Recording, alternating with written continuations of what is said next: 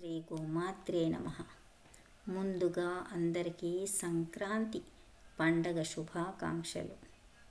సంక్రాంతి హిందువులు జరుపుకునే ముఖ్యమైన పండగ. సంక్రాంతి అంటే నూతన కాంతి. ఈరోజు సూర్యుడు మకర రాశిలో ప్రవేశిస్తాడు కనుక ఈ పండగను మకర సంక్రాంతి అంటారు. ఈ పండగను 3 రోజులు జరుపుకుంటారు. మొదటి రోజు భోగి, రెండవ రోజు మకర సంక్రాంతి, మూడవ రోజు కనుమ పండగ. సంక్రాంతి రోజు పిల్లలకు భోగి పళ్ళు పోయడం వల్ల అకాల మృత్యు దోషాలు తొలగిపోతాయి.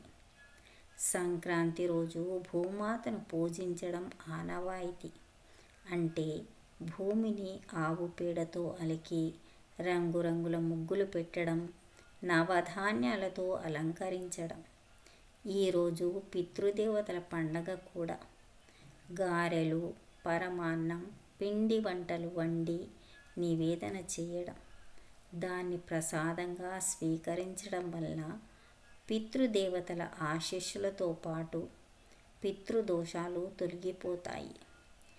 ఈ సంక్రాంతి పర్వదిన సందర్భంగా ప్రతి ఇల్లు భోగభాగ్యాలతో ఆయురారోగ్యాలతో వర్ధిల్లాలని కోరుకుంటూ ఇట్లు మీ శ్రేయోభిలాషి చరవాణి.